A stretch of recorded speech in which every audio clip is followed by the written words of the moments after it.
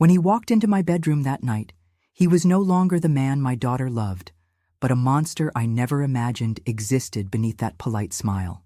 Hello, my dear friends. This is Grandma Matilda, speaking to you from my little home in Savannah, Georgia, at 78 years young. This blessed place that embraced me after so much heartache. Today I'm going to share a story I've kept in my heart for almost 40 years, a story of pain, but also of overcoming. Before I begin, I'd love for you to comment below about how many children and grandchildren you have. It makes me happy to learn about the lives of the dear viewers watching. Also, please subscribe to this channel and leave a like on this video. I was born in 1947 in Cape May, on the New Jersey shore. Those who know it understand it's a little town that seems frozen in time, with those Victorian houses, colorful storefronts, and the ocean gently lapping at the beach. Back then, we couldn't even imagine the tourism it has today. It was a simple place of fishermen and craftspeople, where everyone knew everyone, where children could play in the streets until dusk without worry. My father, Sebastian, was a fisherman. He would leave before dawn in that wooden boat he built himself and return with the sun already high, bringing fresh fish that my mother, Constance, prepared masterfully. Besides taking care of the house and 5 children, I was the youngest. She made preserves that she sold to supplement the family income. To this day, I can smell the apple butter she prepared in the copper pot, stirring for hours until it reached the perfect consistency. It was from her that I learned to make sweets. From a young age, I would stand beside her, watching, helping to cut the fruits, prepare the syrups. Matilda, the secret isn't just in the recipe, but in the love you put into it while you prepare it, she would tell me. And she was right. I never managed to make apple butter equal to hers, even following exactly the same steps. Childhood was simple, but happy. I studied until 4th grade in the only school in town, then had to stop. In those days, for girls like me from humble families, studying was almost a luxury. Why study more? Soon you'll be married and taking care of a house, they would say. That's unfortunately how people thought back then. By 15, I was already helping my mother with preserves, and had also learned to make crafts with shells and materials I found on the beach. I made necklaces, earrings, small ornaments that I sold to the few tourists who appeared in town, especially in summer. It was on one of these occasions, selling my necklaces in the square near the church, that I met Anthony. He wasn't from Cape May. He had come from Philadelphia for work. He was a technician for a company that was installing the electrical grid in town. Yes, my dears, back then there were still places in America without electricity. Just imagine what our life was like, only with oil lamps and candles. Anthony was different from the boys I knew. Older, already 25, he had studied, knew the world beyond our little town. He spoke in a way that enchanted me, told stories of places I hadn't even imagined existed. One day I'll take you to see Philadelphia, he promised me, after buying a shell necklace I had made. He would be in Cape May for only 2 months. Time enough for us to fall in love. Against my parents' wishes, who thought he would leave and abandon me, we began to meet in secret. At night, when everyone was asleep, I would escape through the window and we would meet on the beach where we talked for hours under the starry sky. It was on one of those nights, with the sound of the sea as witness, that I gave myself to him for the first time. Young, naive, believing in promises of eternal love. I'll come back for you, he said on the eve of his departure. Wait for me. And I waited, day after day, week after week, until my period was late and panic set in. I was pregnant. At 18, unmarried, in a small town where gossip traveled faster than the wind. My father almost threw me out of the house when I told him. My mother cried for days. That man will never come back, Matilda. You've ruined your life. But to everyone's surprise, Anthony returned. It hadn't just been an empty promise. When he heard about the pregnancy, he did what he considered right. He asked for my hand in marriage. My parents reluctantly accepted. Better a poorly married daughter than an unmarried one with a child, my mother would say, repeating the thinking of the time. We married in a simple ceremony at St. Mary's Church, with my belly already beginning to show under the simple white dress my mother had sewn. Afterwards, we went to live in a small rented house near the harbor. It wasn't big or beautiful, but it was ours. Anthony managed to get a transfer to work in electrical maintenance in Cape May and the surroundings, which meant that sometimes he spent days away in other towns, but he always came back. Louise was born on a warm January night in 1965, a difficult birth at home with the help of a midwife, as was common at the time. When I held her in my arms for the first time, that little piece of humanity with her father's eyes and my nose, I knew that my life would never be the same again. The love I felt was so great, so overwhelming, that all difficulties seemed small in comparison. The first years weren't easy. Anthony earned little. I tried to help by making preserves and crafts between feedings, between changing cloth diapers and washing in the tub. We lived in a rental, dreaming of one day having our own house. Louise grew up strong and clever. From an early age, she showed a curiosity about the world that reminded me of her father. "Mom, why is the sky blue? Mom, where does the sun go at night?" Questions and more questions that often I didn't know how to answer. "She needs to study, Matilda," Anthony would say. "I don't want her to go through what you went through, having to stop schooling so early." And on this we agreed completely. Our daughter would have opportunities we didn't have. When Louise turned 7, we managed to realize a dream, buying a small piece of land on the outskirts of Cape May, where Anthony, with the help of friends, built our own house. It wasn't big, just 2 bedrooms, a living room, kitchen, and a bathroom. But it was ours. The yard was spacious, with room for me to plant herbs for my teas and some fruit trees. There we also built a small outdoor kitchen where I made my preserves to sell. It was during this time that Cape May began to change. Tourism grew, the town was discovered for its historical and natural beauty. This opened new opportunities for us. My preserves and crafts became more sought after. Anthony, besides his work at the electric company, began to do small maintenance jobs in the guest houses that were appearing. Louise grew up with the town. Intelligent, dedicated, she was the joy of the school. Unlike me, she had the chance to continue studying. At 16, she was already talking about going to college, dreaming of becoming a teacher. "I don't know who she got all that intelligence from," Anthony would joke, proud of his daughter. "From you, of course," I would reply. And it was true. He might not have studied much, but he had a natural intelligence, a curiosity about the world, a desire to learn that he passed on to our Louise. The years went by. Our life was simple but happy. We worked hard, but we had enough to live with dignity, to give our daughter what she needed. Our little house improved gradually. New flooring here, a coat of paint there, furniture we bought with sacrifice. Anthony even built a second bathroom when Louise entered adolescence. "Women need privacy," he would say, always considerate. When Louise turned 18, the same age I was when she was born, the big news came. She had been accepted to study education at the university in Philadelphia. It was a mixture of joy and sadness. Joy to see her achieve a dream, sadness to know that she would leave home, that we wouldn't have her with us every day anymore. "I'm going to miss you both so much," she said, crying, on the eve of her departure. "We'll miss you too, my daughter," I replied, swallowing my tears. "But this is the natural order of life. Children grow up, gain wings, fly, and parents stay here, cheering for them to fly high and strong." Anthony, always more practical, added, "And remember that Philadelphia isn't so far. You can come back on weekends, during vacations, and we can visit you too." And that's how our Louise left, carrying a suitcase full of dreams and another of preserves that I made so she wouldn't miss home so much. The college years passed quickly. Our daughter would visit us when she could, always full of stories about classes, classmates, life in the big city. It was in her final year of the course that she introduced us to Robert. Tall, handsome, well-dressed, with an educated way of speaking. He was a professor at the university where Louise studied.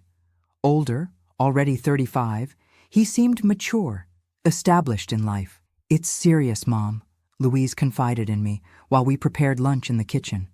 "We're thinking of getting married when I graduate." I confess that I was worried at first. The age difference, he was 15 years older, bothered me a little. And there was something in his gaze, something I couldn't quite define, that made me uneasy. But who was I to question? I had also married young, had also chosen an older man. Anthony, on the other hand, took a liking to Robert from the first moment. Men understand each other, they say. The two would spend hours talking about politics, about America, about the world. Robert had strong opinions, spoke with conviction. Anthony, simpler, quieter, listened to him with admiration. "He'll take good care of our girl," Anthony told me one night, after they went out for a walk around town. "He's a serious man, with a secure future." And so, when Louise graduated in 1987, they got married. A more elaborate ceremony than ours had been, in the same church where we had married so many years before. Louise was radiant in the white dress we bought with such sacrifice. Robert, elegant in his dark suit, seemed the happiest man in the world. The reception was in the yard of our house, decorated with flowers and lights, tables scattered under the trees that Anthony had planted years before. I prepared preserves for days. Friends brought food, drink. It was a simple celebration, but full of love. After the wedding, Louise and Robert went to live in Philadelphia, where he continued teaching at the university, and she got a job as an elementary school teacher. They would visit us a few times a year, at Christmas, during July vacations, occasionally on some extended holiday weekend. Our life returned to what it was before Louise was born. Just Anthony and me, now over 40, taking care of the house, work, each other. I missed my daughter every day, but consoled myself knowing that she was well, building her own life, happy with the man she had chosen. "That's just how it is, Matilda," Anthony would tell me when he caught me sighing with longing. "Children are like birds. We raise them, care for them, teach them to fly, and one day they need to leave the nest. It's part of life." And he was right. It was part of life. What I didn't know, what I couldn't even imagine, was that life was about to play a cruel trick on us, to turn upside down everything we knew, to test our strength in a way I never could have imagined. But that's a story I'll tell you soon in this video. While you wait, leave in the comments what you're doing now as you watch. Do you have a cup of coffee in hand? A cup of tea? And tell me also how many children and grandchildren you have. I want to get to know a little bit about each person who watches me. Don't forget to like the video and subscribe to the channel. It was a sunny Sunday morning in July 1989 when the life I knew collapsed like a sandcastle. Anthony and I had just finished breakfast on the porch, looking at the sea in the distance, making plans for the rest of the day. He wanted to go fishing with some friends. I needed to prepare an order of preserves for a new guest house that had opened in town. "I'll be back before lunch, Matilda," he said, giving me a kiss on the forehead before leaving. That kiss. If I had known it would be the last, I would have held his face between my hands. I would have looked deep into his eyes. I would have said once more how much I loved him. 3 hours later, there was a knock at my door.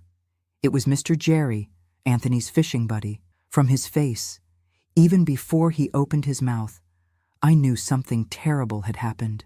"Matilda, Anthony had an attack on the boat. A heart attack, it seems. We tried to bring him back quickly, but I didn't hear the rest." A buzzing filled my ears. The world spun around me, and when I came to, I was sitting on the kitchen floor, sobbing in the arms of the neighbor who had come running when she heard my screams. Anthony, my companion of 22 years, my first and only love, my safe harbor, had departed.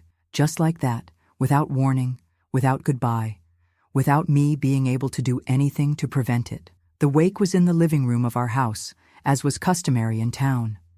It seemed like all of Cape May was there. Anthony was beloved, respected. People we didn't even know well appeared to pay their condolences. Louise arrived that night, dissolved in tears, accompanied by Robert. Seeing her was like a knife twisting in my chest. She had her father's eyes, the same way of tilting her head when she was sad. "Mom," was all she managed to say before we fell into each other's arms, sharing a pain that words couldn't express. The burial was the next day.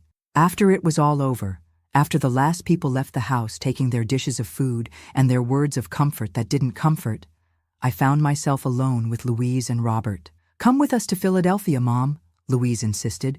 "You can't stay here alone, at least not now." Part of me wanted to accept. The idea of staying in that house full of memories, of sleeping alone in the bed I had shared with Anthony for so long, terrified me. But another part knew that I needed to face grief in my own space, in my own time. I need to stay, daughter. I have the preserve orders. I have my acquaintances here. And your father. His presence is in every corner of this house. I can't abandon that now. Robert, who until then had been quiet, intervened. Let your mother be, Louise. She's right. She needs her own space to process all this. But we can stay a few more days to help organize things. And so they did. They stayed for a week. Louise helped me organize the documents, understand the details of the small pension that Anthony would leave, decide what to do with his clothes and personal belongings. Robert took care of the more bureaucratic matters, bank, notary, paperwork. When they returned to Philadelphia, I felt the emptiness of the house like never before. The nights were the worst. Lying in the bed that now seemed too big, hugging the pillow that still had Anthony's smell, I would cry until I fell asleep from exhaustion. The days dragged on. I would wake up, make my preserves by pure automatism, attend to the few customers who appeared, take care of the house without really seeing what I was doing.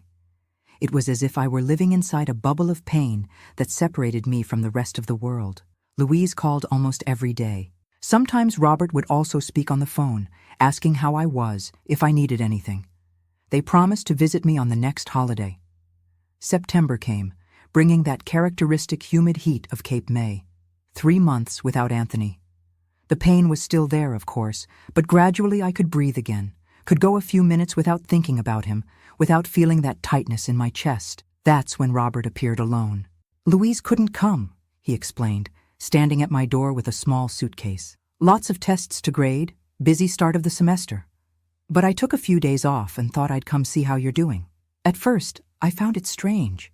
Why would he come without Louise? But I soon dismissed the suspicion. He was my son-in-law after all. He was just being attentive, concerned about his widowed mother-in-law. The first days were peaceful. Robert would leave early, saying he was going to get to know the town better, maybe fish a little like Anthony liked to do. He would return in the late afternoon. We would have coffee together on the porch, talk about trivial things. Then the comments began. Small, subtle at first, then increasingly direct. You keep yourself very well for your age, Mrs. Matilda. That dress looks nice on you. It highlights your qualities. Anthony was a lucky man. To have a woman like you so appetizing. I pretended not to understand, changed the subject, retreated earlier to my room. I told myself that I was misinterpreting, that they were just awkward comments from someone trying to be kind. Until the night he brought the wine. To celebrate, he said, opening the bottle on the kitchen table. Celebrate what? I asked, confused. Life, Mrs. Matilda. Anthony wouldn't want you to stay in mourning forever. He would want you to move on, to be happy again. I accepted a small glass, just so as not to seem rude. I didn't usually drink, especially since Anthony had died. The wine went down bitter, leaving a strange taste in my mouth. It's a bit strong, I commented. It's a special wine, he replied, with a smile that didn't reach his eyes. It will make you relax. After the second glass, I began to feel strangely dizzy with blurred vision. I thought it was the alcohol, but there was something more. A heavy lethargy that took over my body that made my limbs seem made of lead. I think I need to lie down, I mumbled, trying to get up and almost falling. Robert supported me, his arm around my waist, his hand touching parts of my body in a way that made me uncomfortable even in that state of confusion. I'll help you, he said, his voice different now, lower, more dangerous. What happened next comes to my memory in confused flashes, like scenes from a nightmare that I try but can't forget. Robert carrying me to my bedroom. The weight of him on top of me in the bed I shared with Anthony. His rough hands, his breath of wine and cigarettes. My weak attempts to push him away, my slurred voice begging him to stop. The pain, physical and emotional, searing. At some point, merciful darkness swallowed me. I woke up with the sun already high, a ray of light cutting through the room through the gap in the curtain. The first sensation was of pain. Every inch of my body hurt, especially between my legs, where I felt a burning that made me let out an involuntary groan when I tried to move. Then came the awareness of what had happened. The fragmented memories of the previous night fit together like pieces of a macabre puzzle. Robert, the wine, the bedroom, the violation. I tried to get up, but a sharp pain made me fall back onto the bed. I looked at my body and saw the bruises. On my thighs, on my arms, on my chest, the sheets stained with blood. My blood. When I finally managed to reach the bathroom, leaning on the walls, the mirror showed me a face I barely recognized. A swollen eye, a split lip, finger marks on my neck. More than the physical pain, what destroyed me inside was the humiliation, the violation not only of my body, but of trust, of respect, of Anthony's memory. I cried until I had no more tears, sitting on the cold bathroom floor, hugging my own knees like a lost child. Robert had disappeared.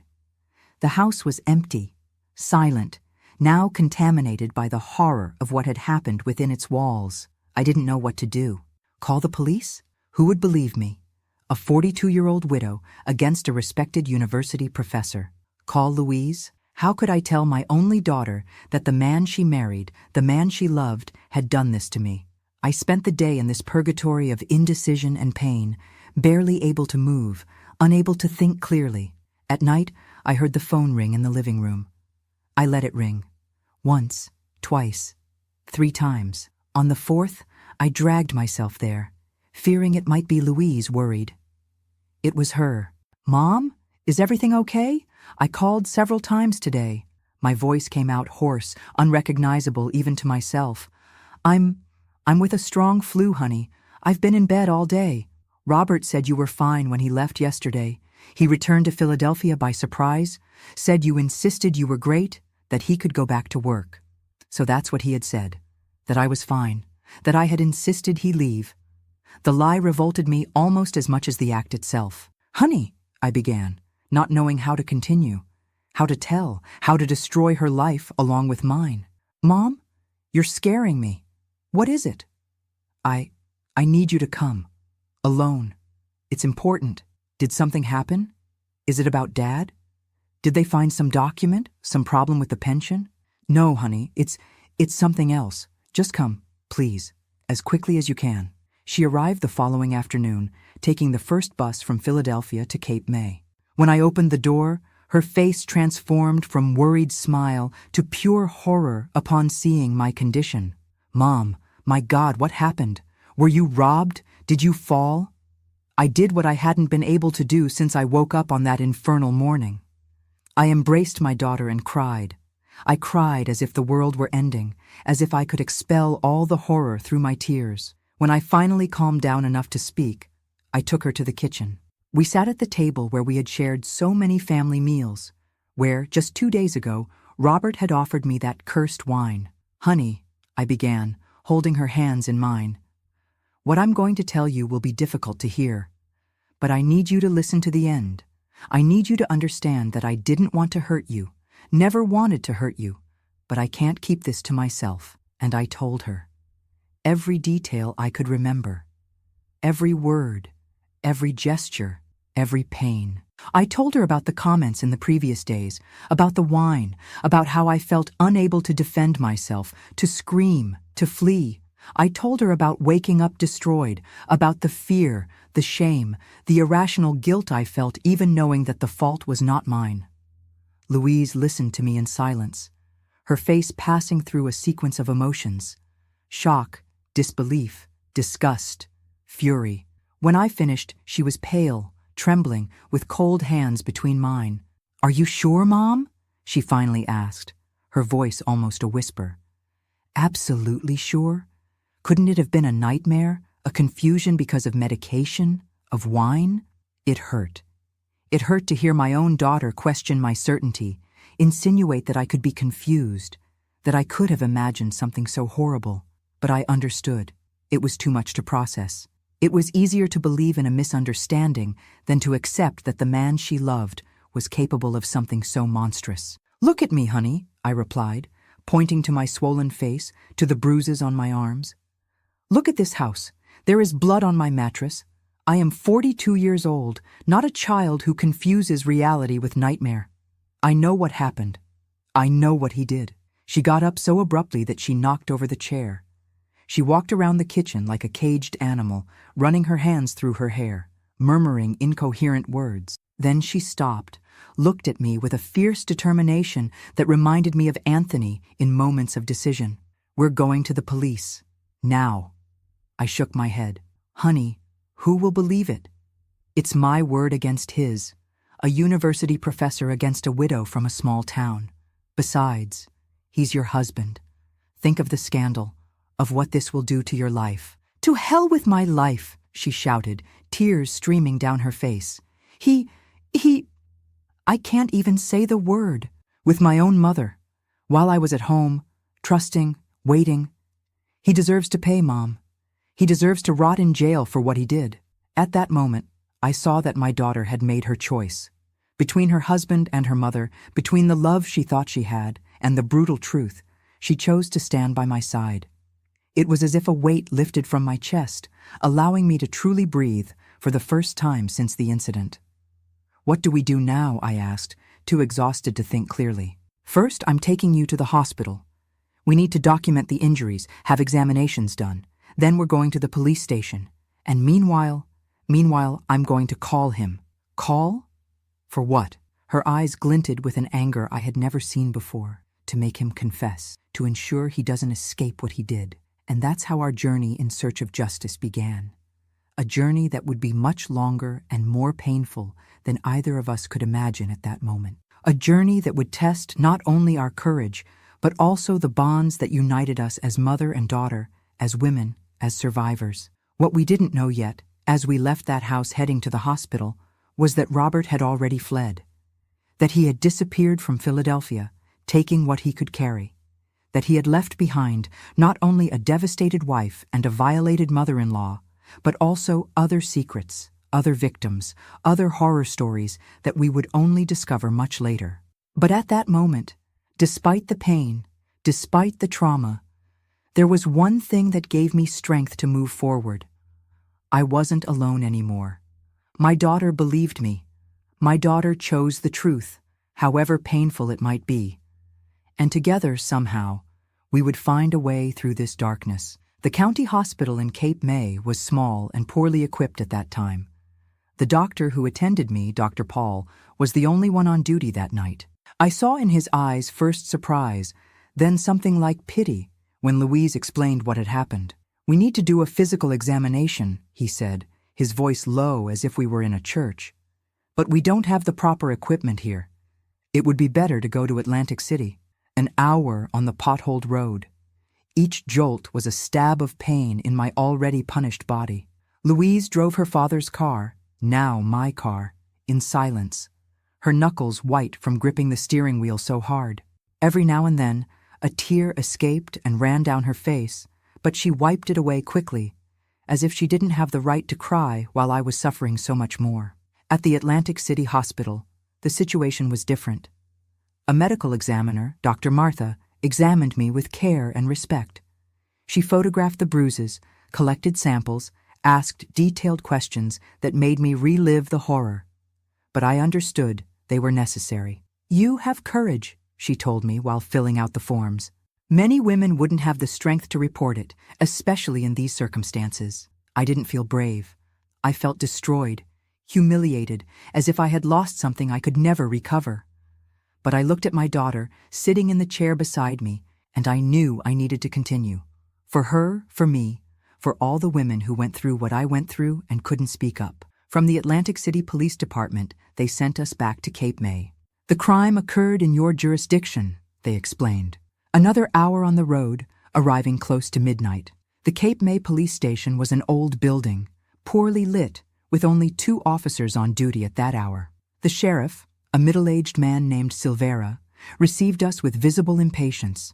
It was late, they were about to end their shift, but when Louise explained the reason for our visit, he straightened in his chair, suddenly more alert. "You're accusing your daughter's husband of rape?"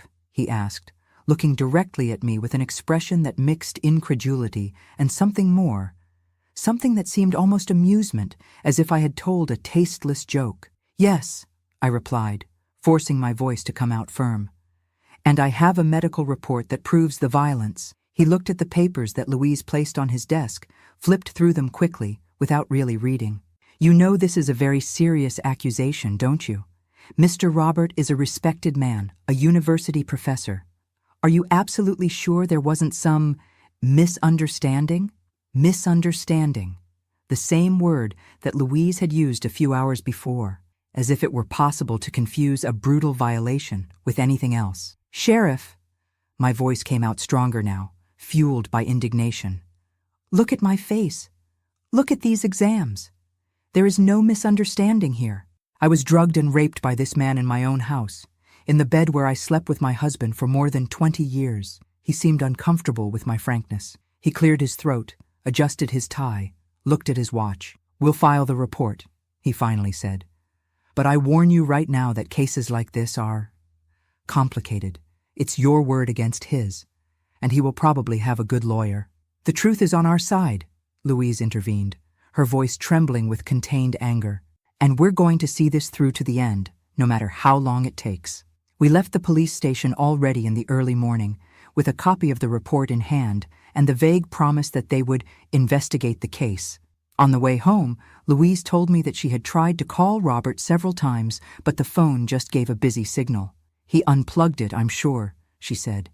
"He must be fleeing at this very moment." She was right. When we finally managed to speak with a neighbor the next day, she confirmed. Robert had arrived home in the early afternoon, packed in a hurry and left with the car.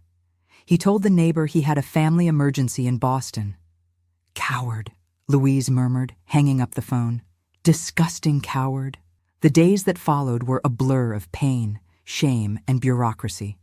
More visits to the police station, more questions, some so invasive and unnecessary that they made me want to give up everything. But I didn't give up. Each time I thought of retreating, I remembered Robert's face, the weight of him on top of me, and the anger gave me strength to continue. A week later, the first bombshell. Robert had been located in Hartford, at a friend's house. When the police arrived to arrest him, he denied everything. He said I had made advances towards him, that I was needy after widowhood, that I had become furious when he rejected me. The marks on my body? I had made them myself, he said, to incriminate him. Or perhaps another man, some secret lover. "How can he lie like this?" I cried on Louise's shoulder. "How can he invert everything this way?" "That's what they do, Mom," she replied, her voice hard as stone. "They try to transform the victim into the guilty one, but we won't let them. We'll fight." And we fought. Against the slow and patriarchal judicial system, against the looks of distrust, against the whispers in town, the veiled questions, the insinuations. Why was she alone with her son-in-law? Maybe she regretted it afterwards. So soon after her husband's death. Words like stones, thrown by people we thought knew us, who respected our family.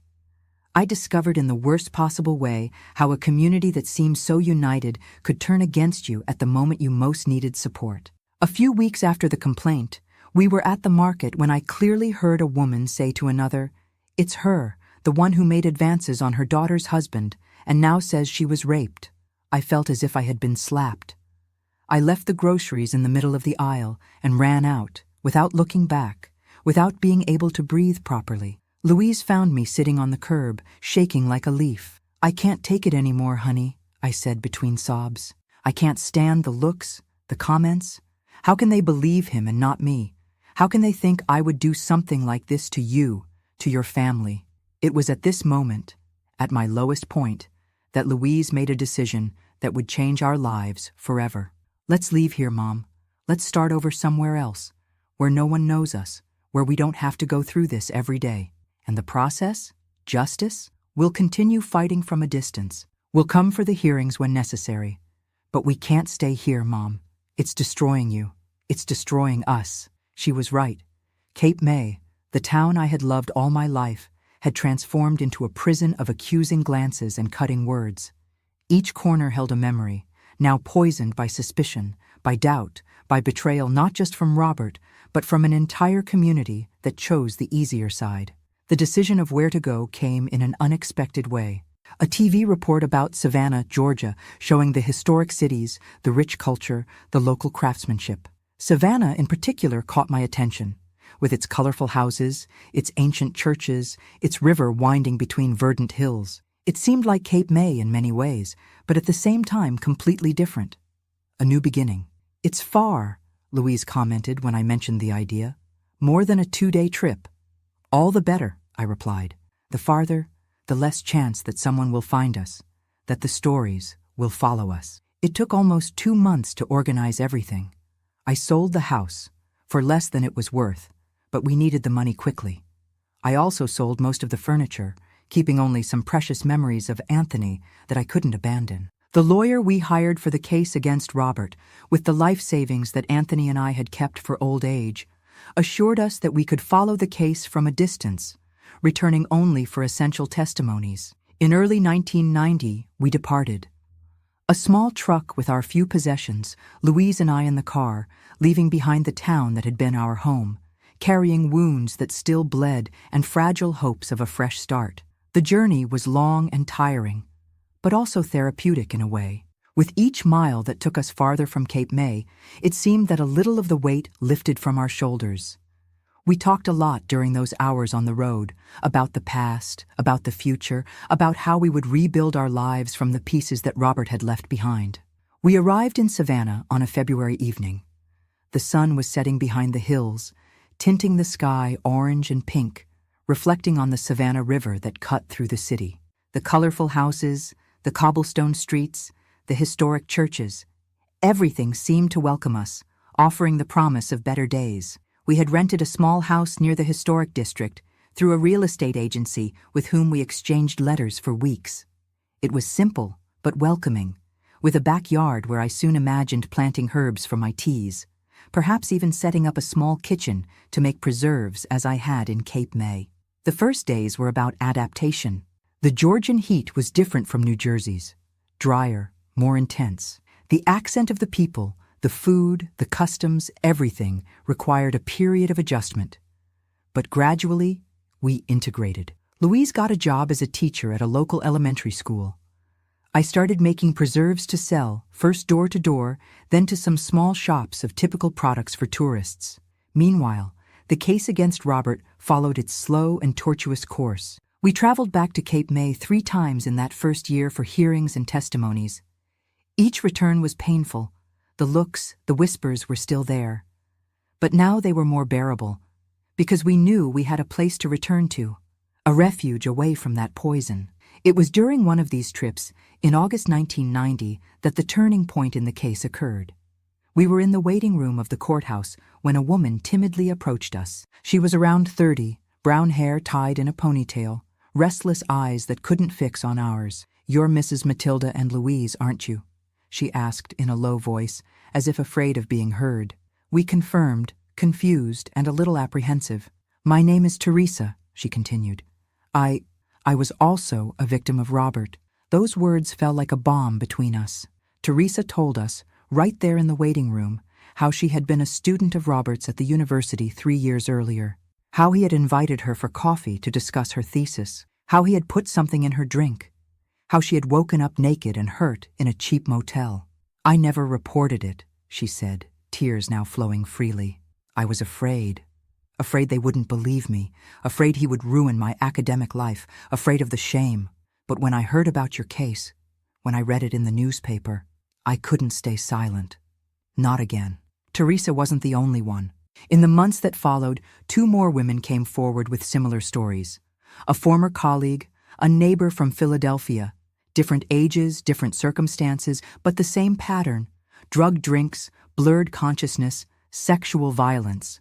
Suddenly, it wasn't just my word against his anymore. It was 4 women, 4 stories, 4 sets of evidence pointing to a serial predator who had spent years attacking vulnerable women, relying on the silence imposed by fear and shame. The case took on a new dimension. Regional newspapers began to cover the predator professor, as he was nicknamed. The police reopened previous investigations that had been shelved for lack of evidence. Robert, who had been responding to charges while free, had his preventive detention ordered. But he had already fled again. This time, it was believed, abroad. "We're going to catch that bastard," the new prosecutor of the case assured us. "Now we have an established pattern. We have witnesses. We have strong evidence. It's just a matter of time. Time. That word that is sometimes our greatest ally, sometimes our worst enemy. The time that heals wounds, but also the time that allows criminals to escape, evidence to be lost, memories to blur. For us, in Savannah, time began to work in our favor. With each passing day, the pain became a little less acute, the memories a little less vivid. They never completely disappeared. Some scars are permanent. But we learned to live with them, to not let them define who we were. In August 1991, exactly 1 year after Teresa approached us at the courthouse, we received the news. Robert had been arrested in Mexico, trying to board a flight to Guatemala with false documents. He would be extradited to the United States to face the accusations. The trial, in January 1992, was one of the most difficult and at the same time most liberating moments of my life, having to report again, in detail, what had happened on that terrible night, facing the gazes, some of compassion, others still of doubt. Hearing the defense attorney try to discredit us suggests that we were all liars, opportunists, unbalanced. But this time it was different. This time we weren't alone. We were 4 women united by pain, but also by the courage to speak, to demand justice. And we had the support of women's groups from Philadelphia who had heard about the case and came to show solidarity, ensuring that the press covered the trial fairly. When the judge announced the sentence, 15 years in prison for aggravated rape, with additional penalties for abuse of trust and premeditation, I felt something break inside me. It wasn't exactly joy. How could there be joy in something so tragic? But a kind of liberation, a weight that lifted from my shoulders, a cloud that dissipated, allowing the sun to shine again. That night, back at the hotel in Cape May, Louise and I opened a bottle of wine. Ironically, the drink that had been used to drug me. But this time, it was a symbol of reclaiming, of power recovered.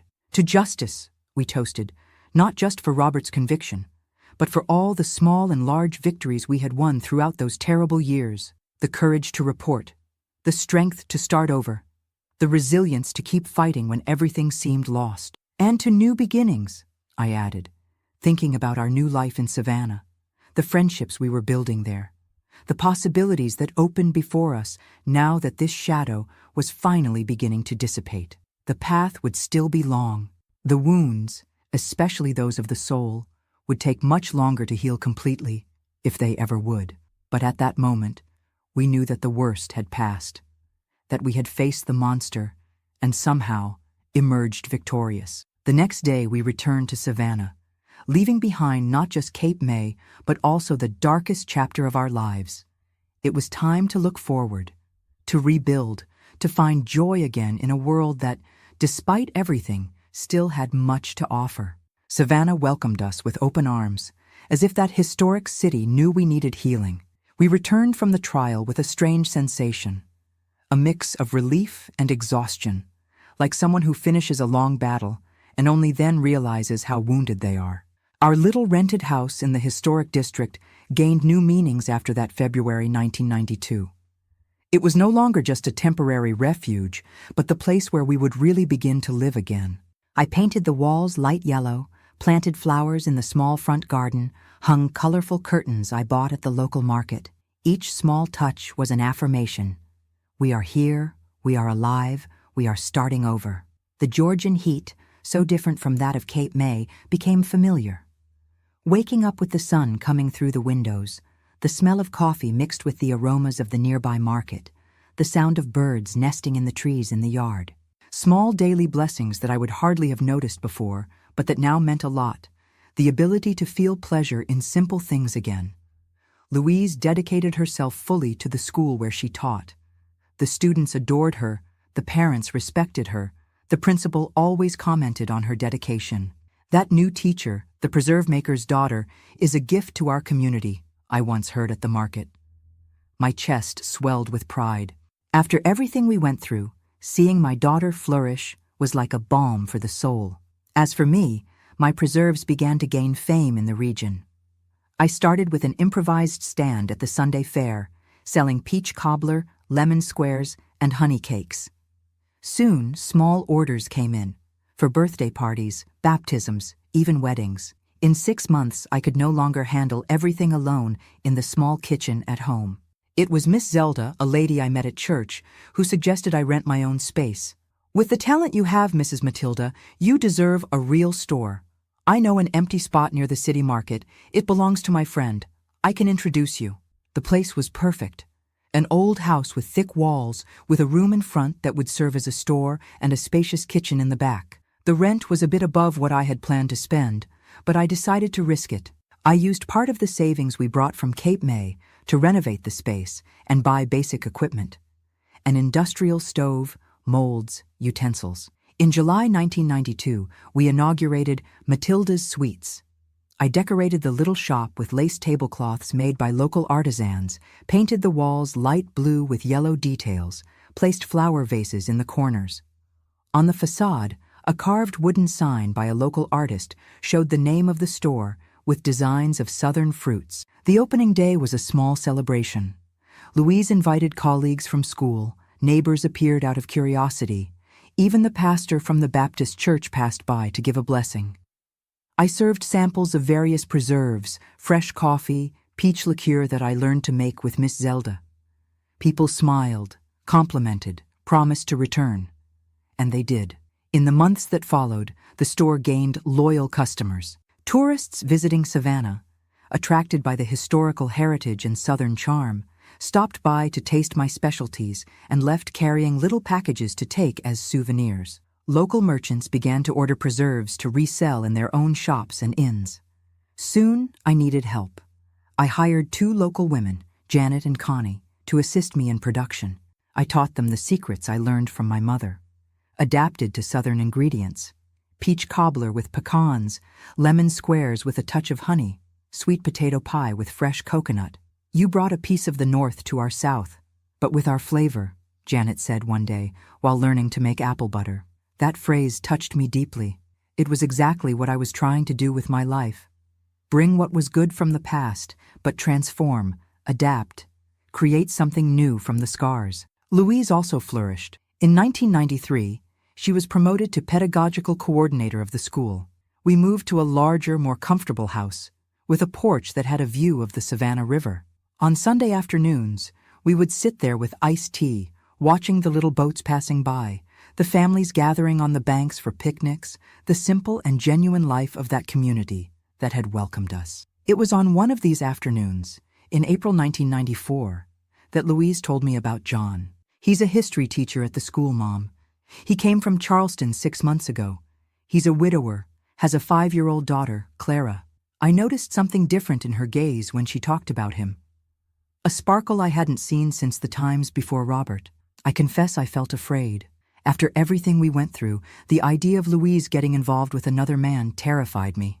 What if he was another monster disguised as a prince? "Have you known him long enough, honey?" I asked, trying not to sound too alarmed. "Do you know about his past? About his family?" She smiled, understanding. She knew exactly what I was thinking. "I do, Mom. I asked all the questions you're imagining. I talked to people who knew him in Charleston with the family of his late wife.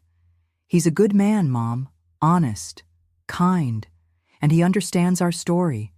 I told him everything. "And how did he react?" I asked, apprehensive. "With compassion, without judgments. He said he admires our courage and that he hopes one day to completely deserve my trust." Still, it took me time to accept the idea. When I finally met John, a few weeks later, at a dinner at our house, I observed every gesture, every word, every look. I was looking for signs, clues of anything that might indicate danger. But what I saw was just a simple man, soft-spoken with gentle eyes, who treated Louise with almost reverential respect, and his little daughter, Clara, with genuine love. Little Clara won my heart almost immediately. A clever girl, with curly hair and an easy smile, who lost her mother so early to cancer and still maintained a contagious joy.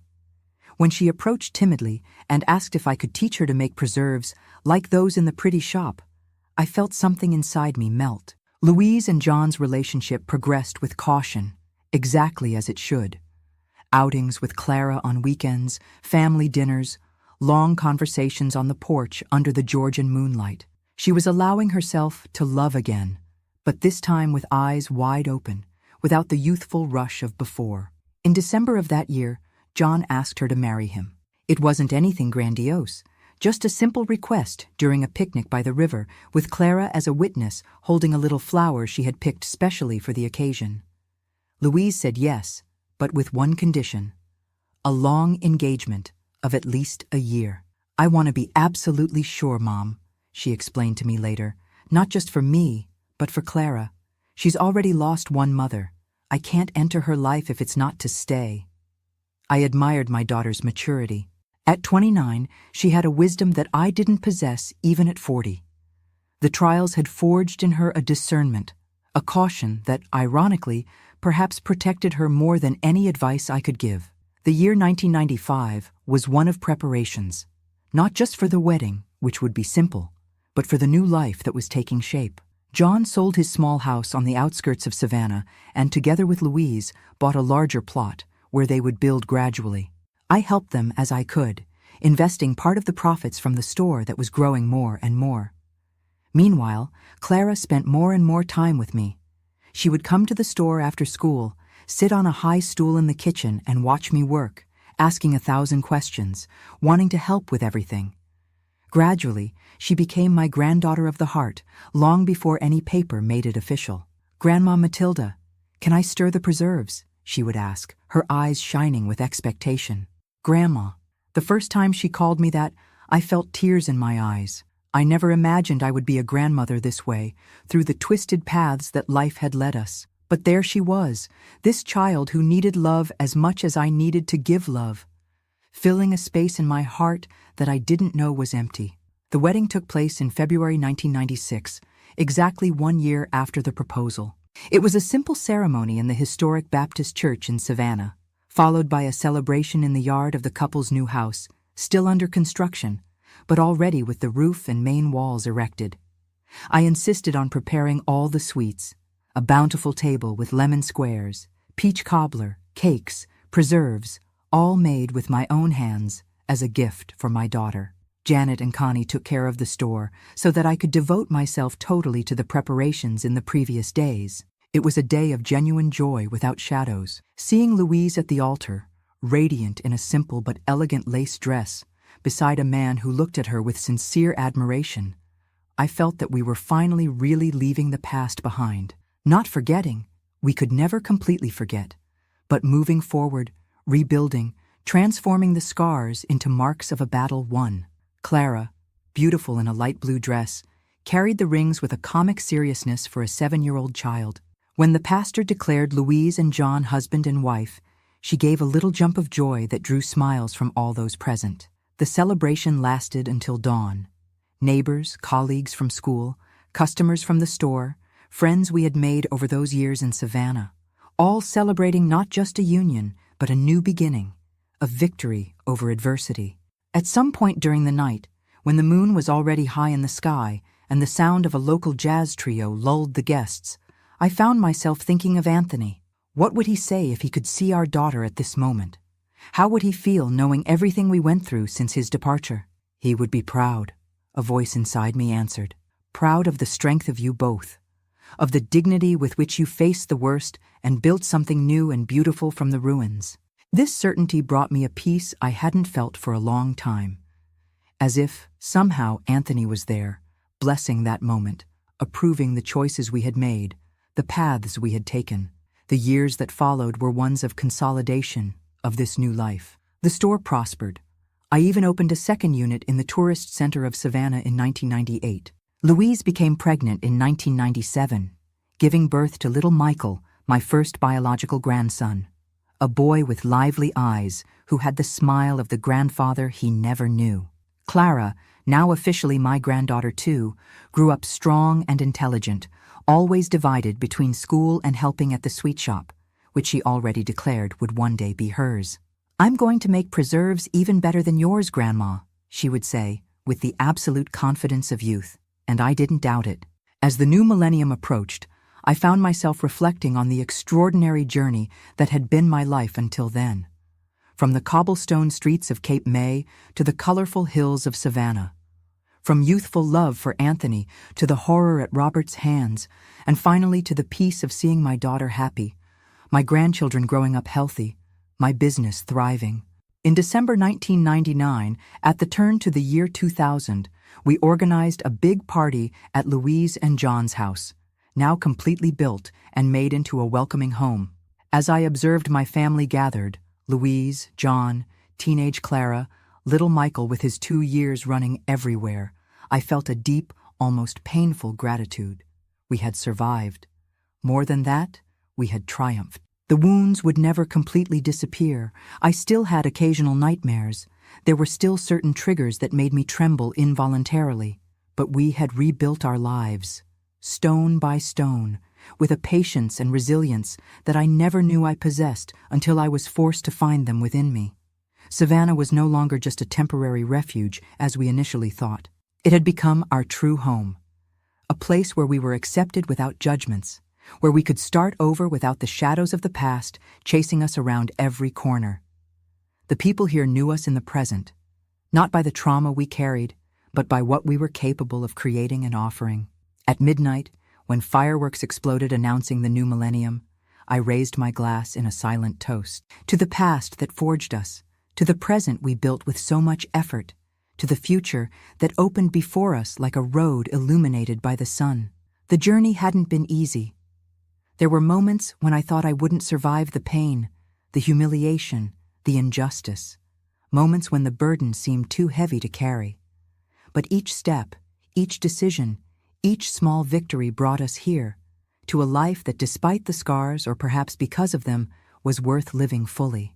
And when Clara approached, her 11 years full of expectations for the new century that was beginning, and asked, "What are you thinking about, Grandma?" I answered, with the simple truth that I had learned the hard way. "I'm thinking, my dear, that sometimes we need to lose almost everything to discover what we're really made of, and that life, as cruel as it can be at times, also offers us second chances, new beginnings, if we have the courage to seek them." She hugged me, without fully understanding the weight of those words, but feeling their importance. And in that embrace, with fireworks coloring the sky and my family gathered around, I knew that I had finally come home, not just to a physical place, but to a state of peace that I thought I would never find again. The path of reconstruction hadn't been linear or easy. It had obstacles, setbacks, moments of doubt, but each piece of what we built, the store, the house, the friendships, the extended new family, was authentic, was ours, was the fruit not only of pain, but of the refusal to let pain have the last word. And perhaps that is the greatest victory of all, transforming trauma not into a perpetual prison, but into a chapter of a much larger story. A story that continues to unfold, page after page, with colors, flavors, and joys that no one, not even Robert, with all his cruelty, could take from us permanently. Today, sitting on the porch of my little house in Savannah, watching the sun set over the river with its shades of orange and red that I never tire of admiring, I realize how much time has passed. I am 78 now, with completely white hair that I don't bother to dye, hands marked by time and by work with sugar and fruits for decades. Matilda's Sweets has become a traditional spot in the city, now mainly managed by Clara, my granddaughter of the heart, who inherited not only my recipes, but also my determination. At 36, she expanded the business, created new recipes, mixing northern and southern traditions, took our preserves to food fairs in Atlanta, New York, even abroad. It all started with Grandma, she always says, when interviewed about the success of the business. These words fill me with a pride that frightened young woman fleeing Cape May could never have imagined she would feel one day. Louise and John remain together, a partnership that has only strengthened with the years. She recently retired as principal of the school where she began as a simple teacher. He continues teaching history, inspiring new generations with his knowledge and kindness. When I see them together, sharing coffee on the porch, exchanging knowing looks after almost 3 decades together, I feel a deep peace.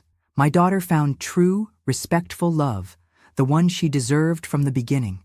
Michael, my biological grandson, now 28, followed a path that surprised us all. He graduated in law and specialized in cases of violence against women. "It was because of your story, Grandma," he told me when he decided on this career. "So that other women don't have to fight as hard as you and Mom fought to get justice. I've already had the joy of seeing my great-grandchildren born, the twins Anthony and Matilda, Clara's children, tributes to my husband and me, and little Louise, Michael's daughter, who continues the tradition of keeping family names alive. I often reflect on the journey that brought me here.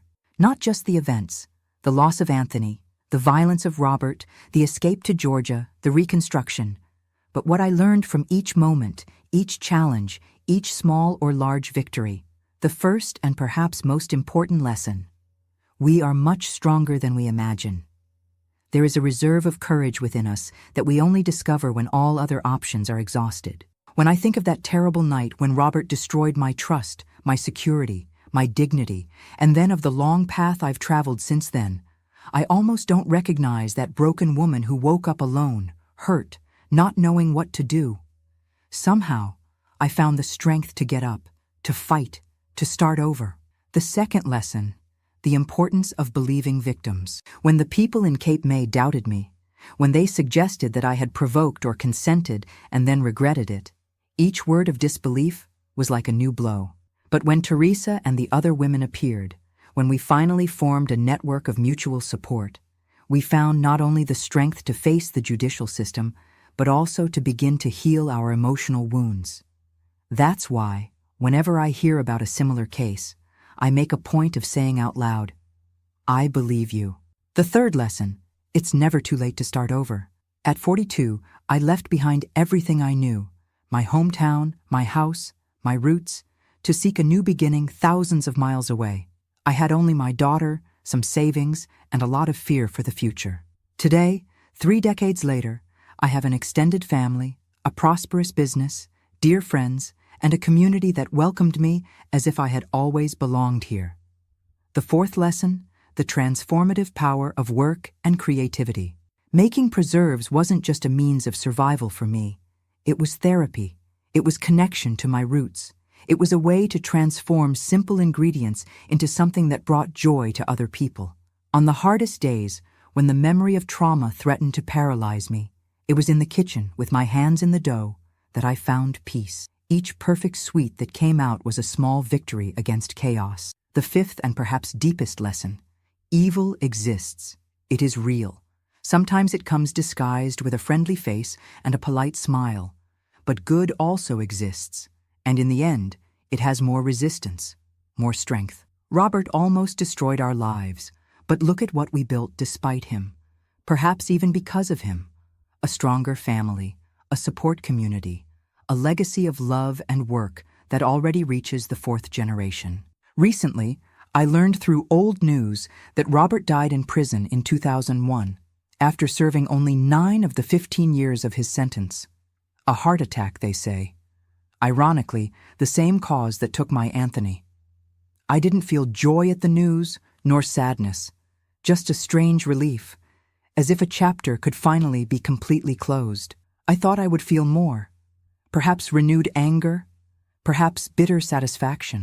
But the truth is that long ago, Robert ceased to have power over my thoughts, my feelings, my life. He became just a turned page in a much larger and more beautiful book. And perhaps that is the greatest victory of all, living a life so full, so rich in love and purpose, that those who tried to destroy us become irrelevant. Not forgotten.